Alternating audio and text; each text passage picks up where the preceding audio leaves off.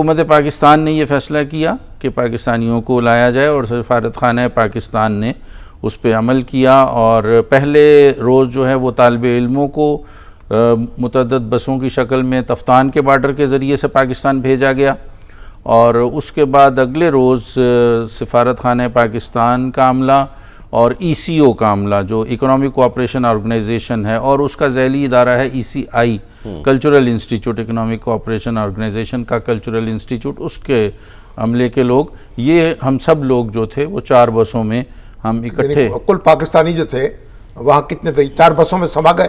جی نہیں، اس سے پہلے ایک دن یعنی طالب علموں کا قافلہ ایک آ چکا تھا، اور یہ ہماری 4 بسوں سے پہلے بھی طالب علموں کا قافلہ ایک روانہ ہوا، پھر ہم آئے، اور ہمارے سے اگلے دن جو ہے وہ سفارت خانہ پاکستان کے دیگر افسران جو ہیں، اور کچھ زائرین بھی تو گئے ہوں گے نا وہاں؟ جی زائرین یہ تو ویسے بھی اب اس سیزن میں تو جاتے ہی ہیں، تو محرم آ رہا ہے تو جانے کا ٹائم ہوتا ہے۔ ایران میں زائرین کا تو ایک ہوتا ہے۔ آپ نے کس راستے سے آپ پہنچے یہاں؟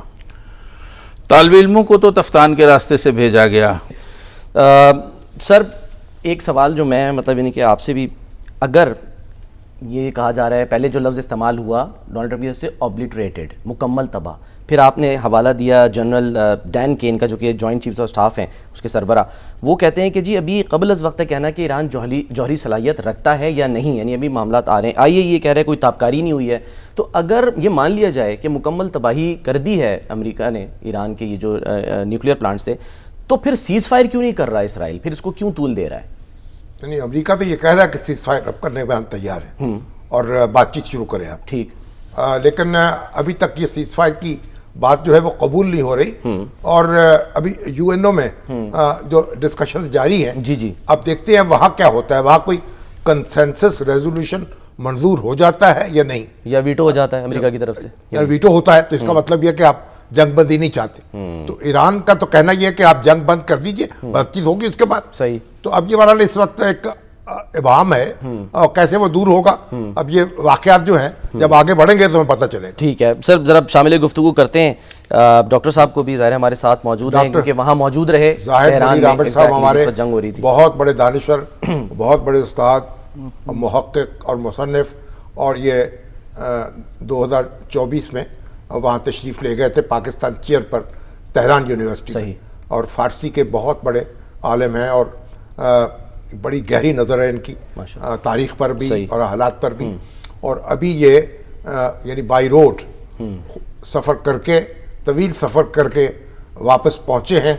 تو ڈاکٹر صاحب آپ وہاں مقیم تھے جب یہ جنگ شروع ہوئی، اور پھر کئی دن آپ وہیں رہے، اور وہاں سے پھر ایک طویل سفر کر کے پاکستان پہنچے، تو کیا دیکھا آپ نے، اور کیا رد عمل تھا آپ کا، اور کیا صورتحال وہاں درپیش تھی؟ یہ دوسرا موقع ہے کہ ہم نے تہران میں رہتے ہوئے ایران پر اسرائیل کا حملہ دیکھا۔ اس سے پہلے اکتوبر 2024 میں بھی یہ سب کچھ ہوا، اور ہم نے ایرانی عوام کا رد عمل دیکھا، اور جب اس حملے کے جواب میں ایران نے اسرائیل پہ حملہ کیا تو اس وقت جو جوش و خروش تھا شہروں میں، بازاروں میں، سڑکوں پر، وہ دیدنی تھا۔ اس قدر یعنی عوام باہر نکل آئے اور انہوں نے اپنے جذبات کا اظہار کیا اور مسرت کا اظہار کیا کہ ایران نے جب اسرائیل پہ حملہ کیا ہے، اور اس کے بعد ظاہر ہے کہ آپ سب جانتے ہیں کہ صورتحال سنبھل گئی تھی۔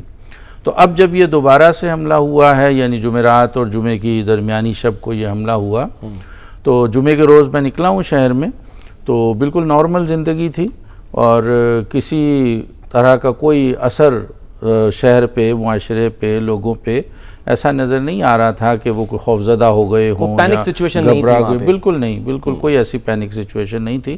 بڑے مضبوط لوگ ہیں، اور بڑے یعنی ڈٹرمنیشن کے ساتھ وہ اپنی قومی وحدت پر یقین رکھنے والے لوگ ہیں، اور اپنے تہذیبی سرمایے اور اپنی تاریخ پر بہت زیادہ فخر کرنے والے لوگ ہیں۔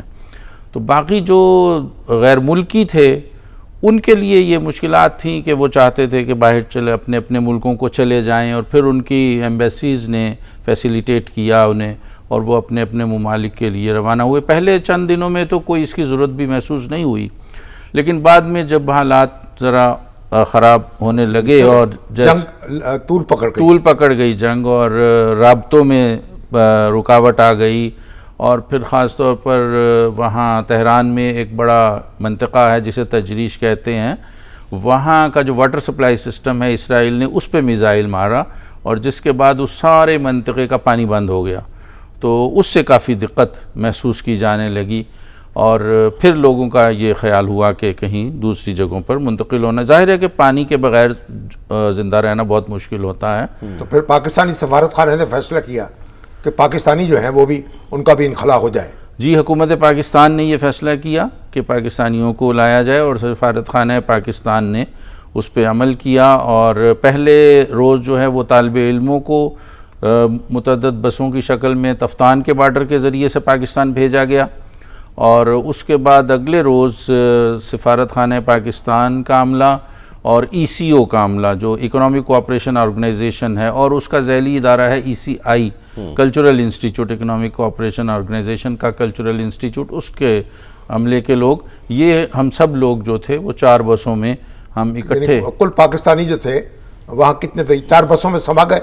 जी नहीं, इससे पहले एक दिन यानी तालिब इल्मों का काफ़िला एक आ चुका था और ये हमारी 4 बसों से पहले भी तालिब इल्मों का काफ़िला एक रवाना हुआ, फिर हम आए और हमारे से अगले दिन जो है वो सफारत खाने पाकिस्तान के दीगर अफसरान जो हैं, कुछ ज़ायरीन भी तो गए होंगे ना वहाँ। जी, ज़ायरीन तो हमेशा ही होते हैं, सीजन में तो जाते ही हैं, तो मुहर्रम आ रहा है तो जाने का टाइम होता है। ईरान में ज़ायरीन का तो एक होता है। आपने किस रास्ते से आप पहुँचे यहाँ? तालिब इल्मों को तो तफ्तान के रास्ते से भेजा गया, कोयटा के रास्ते से। हम लोग जो आए, हम तेहरान से लुत्फ़ाबाद आए। लुत्फ़ाबाद यानी ये वो बॉर्डर है जो तुर्कमानिस्तान के साथ मिलता है। तो ये तकरीबन कोई हमारा 18-19 घंटे का सफ़र था जो हमने तेहरान से बसों के ज़रिए से लुत्फ़ाबाद तक किया और फिर लुत्फ़ाबाद से वो बॉर्डर क्रॉस करके हम तुर्कमानिस्तान में दाखिल हुए जिसे अशकाबाद कहा जाता है, मैं तो उसे इश्काबाद कहता हूँ। और वहाँ दाखिले में काफ़ी तूल तवील प्रोसेस था, कुछ 7 घंटे हमें उसमें गुजारने पड़े। तो इस दौरान खाना पीना, उसके इंतज़ामात और खौफ भी था सर पे सवार के, ज़ाहिर है हमले हो रहे हैं, खुदा ना खास्ता हमला ना हो नहीं, खौफ नहीं था। हमले तो हमने बराह रास्त देखे, हमारे घर की बालकोनी से हमले होते नज़र आ रहे थे। और ये जो सदाओ सीमा टेलीविज़न है सरकारी, उस पे जो वो मिज़ाइल गिराया गया, वो एक वीडियो आप सब ने देखी होगी कि सहर इमामी जिसमें वो जी वो पढ़ रही हैं और वो छत से वो फिर गिरते हैं सामान और फिर वो थोड़ी देर के बाद उन्होंने दोबारा से पढ़ा। वो बिल्कुल हमारे घर के करीब है। आप तेहरान यूनिवर्सिटी में आपकी इकामत थी? जी नहीं, तेहरान यूनिवर्सिटी में नहीं, तेहरान यूनिवर्सिटी से काफ़ी दूर एक जगह है पार्क वे, वहाँ पर हमारी रिहाइश है। वहीं पर ये सदाओ सीमा का स्टूडियो है जो कि बहुत ह्यूज स्टूडियो है, बहुत ही गैर मामूली, पूरा एक शहर समझ लीजिए, वो बिल्कुल हमारे घर के साथ है।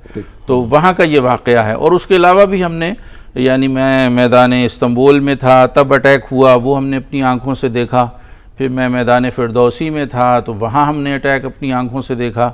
और जब हम बसों में सवार हो रहे थे सफारत खाने पाकिस्तान से ये तुर्कमानिस्तान आने के लिए, तो ऐन उस वक्त भी अटैक हुआ और वो बहुत ज़ोरदार अटैक था, वो बहुत से लोगों ने, सब ने देखा। डॉक्टर साहब, जब हमने देखा है कंपैरिजन हम करें, इसराइल में इस वक्त जो हमले हो रहे हैं उसमें तो लोग खौफ के मारे, डर के मारे, ज़ाहिर उन्होंने बंकर्स बनाए हुए, वहाँ चले जाते हैं, अपनी हुकूमत को कोस रहे हैं, क्लेम दाखिल कर रहे हैं, वो वहाँ पे एक पैनिक सिचुएशन है। ऐसी सिचुएशन कि आपने उस वक्त ईरान में नहीं, बिल्कुल भी नहीं। अच्छा, बल्कि इतना इंटरेस्टिंग है कि ये मैदान फिरदौसी में और मैदान इस्तांबुल में जब मैंने हमले देखे तो लोग अपना कारोबार छोड़कर, चूँकि बाज़ार भरे हुए हैं, दुकानें खुली हैं, ट्रैफिक चल रहा है, सब काम काज छोड़कर वो सड़क पर आकर जमा हो जाते हैं और वो आसमान पे वो मंज़र देखते हैं और वीडियोस बनाते हैं, तस्वीरें बनाते हैं, और जब वो हमला ख़त्म हो जाता है फिर अपने अपने काम में चले जाते हैं। यानी जो हुकूमत है उस पर मुकम्मल एतमाद है उनका, उससे जुड़े हुए हैं लोग। हुकूमतों के बारे में तो इख्तिलाफ राय मुआशरों में हुआ ही करता है, लेकिन ये कि इस सूरत हाल में कोई ऐसी बात वहाँ देखने में नहीं आई कि लोग हुकूमत के खिलाफ उठ खड़े। इस हमले के फौरी बाद जो तेहरान में भी एहतजाज हुआ उसमें मसूद पज़ेश्कियान भी शामिल थे, तो शरीक थे, और वहाँ लोग मर्ग बर अमेरिका, मर्ग बर इसराइल के नारे लगा रहे थे और साथ दे रहे थे सारे के सारे लोग जो मौजूद थे। इत्तेफाक की बात है कि जिस रोज़ ये हमला हुआ उससे अगले ही दिन ईद गदीर थी اب عید غدیر کا جو جلوس تھا وہ خیابان انقلاب سے جانا تھا. خیابان انقلاب وہ تہران کی مشہور ترین سڑک ہے جو تہران یونیورسٹی کے سامنے ہے, اور اسی پر ایک بہت بڑا چوک ہے جسے میدان انقلاب کہا جاتا ہے. تو وہ جلوس جو تھا وہ فتح اور مسرت کے جشن میں تبدیل ہو گیا. سر اس پہ ہم مزید بھی بات کرتے ہیں, ہمارے ساتھ ہی رہیے. کوئک ہم نے بریک لینی ہے, چھوٹی سی بریک لیتے ہیں. بریک کے بعد ہم واپس آتے ہیں, ڈاکٹر صاحب سے گفتگو کا سلسلہ جاری رہے گا. ہمارے ساتھ رہیے.